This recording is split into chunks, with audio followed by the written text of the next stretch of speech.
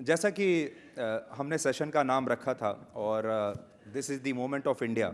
सबसे पहले तो मैं आपसे यही जानना चाहूँगा कि 2014 से और अब हम 2023 में आ गए, एक नई व्यवस्था आप लेकर आए। जब आप सत्ता में आए, आपकी विचारधारा अलग थी। आपका विजन ऑफ इंडिया वो बाकी लोगों से कैसे अलग है, और ये जो समय अभी आपको 9 साल का मिला है, इसमें आप कितना बदलाव ला पाए?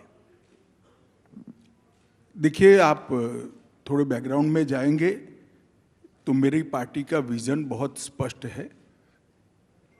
मेरी पार्टी जब से बनी तब से, और ये 10 साल की, अगर 9 साल की आप बात कर रहे हैं तो मोदी जी जब से प्रधानमंत्री बने तब से मेरी पार्टी की विचारधारा के आधार पर और हमारे नेता मोदी जी के तय किए हुए लक्ष्यों के आधार पर चल रही है। जहाँ तक विजन का सवाल है, हम शुरू से राजनीति में मानते आए हैं कि ये देश एक अलग प्रकार का देश है।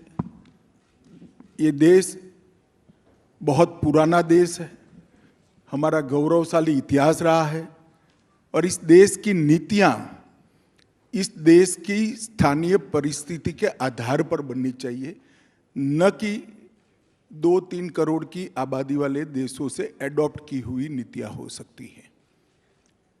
और दूसरा, हम मानते हैं कि जिस प्रकार का भारत के अंदर पोटेंशियल पड़ा हुआ है, हमारे देश के भूभाग में, हमारे देश की जनता में, और विशेषकर देश के युवाओं में, हम सब ने लक्ष्य रखना चाहिए कि जब आज़ादी की शताब्दी हो तब हर क्षेत्र के अंदर भारत दुनिया में सर्वप्रथम हो। यही नीति लेकर हम चल रहे हैं और इसी के लिए हर क्षेत्र में हम काम कर रहे हैं। अमित जी, आर्किटेक्ट ऑफ 2024, सबसे बड़ा सवाल आज सबके मन में जो है वो ये कि अगले साल जो चुनाव होगा लोकसभा का, अब उसमें क्या होने वाला है? अगले साल से इस देश को कौन चलाएगा? आप ही चलाते रहेंगे या कोई बदलाव आएगा? और आप भी चलाएंगे तो क्या इसी स्वरूप में या किसी और फॉर्मूले के तहत? देखिए, जहाँ तक चुनाव का सवाल है 2024 का, इतने बड़े देश में देश की जनता जब तय करती है कि देश का अगला प्रधानमंत्री कौन होगा, किस पार्टी की सरकार होगी, तब उसका आकलन जनता ही कर सकती है। परंतु मैं देश के हर हिस्से में जाता हूं और मैं मानता भी हूं और प्रयास भी करता हूं कि मेरा घनिष्ठ संपर्क जनता के साथ रहना चाहिए। मैं जनता की नब्ज को टटोल कर आपको एक बात आपकी चैनल के माध्यम से सबको बताना चाहता हूं कि आने वाले चुनाव में फिर से एक बार पूर्ण बहुमत के साथ भारतीय जनता पार्टी की सरकार बनने वाली है और मोदी जी तीसरी टर्म के लिए प्रधानमंत्री बनने वाले हैं। और आजादी के बाद का जो शुरुआती समय था, उसके बाद पहली बार एक महीने में 70 के बाद पहली बार कोई प्रधानमंत्री 3 बार पूर्ण टर्म के लिए चुनकर आएगा और पूर्ण बहुमत के साथ चुनकर आएगा।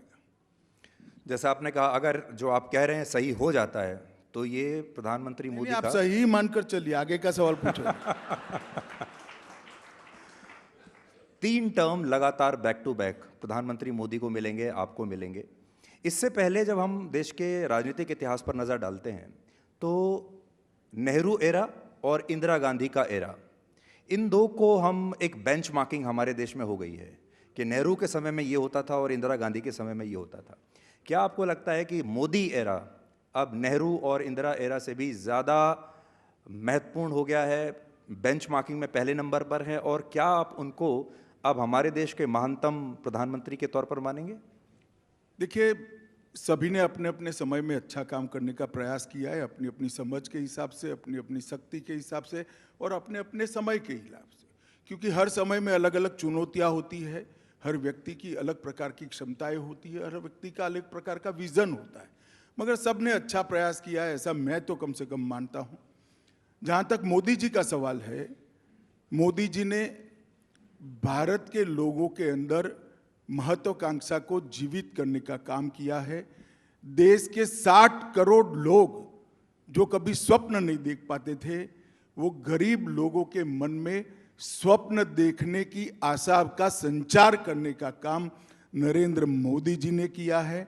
और नरेंद्र मोदी जी ने हर भारतीय के मन में आज ये सपना निश्चित रूप से खड़ा किया है कि जब आज़ादी की शताब्दी मनाई जाएगी, समग्र विश्व के अंदर भारत सर्वप्रथम होगा और भारत दुनिया में हर क्षेत्र में नेतृत्व कर रहा होगा।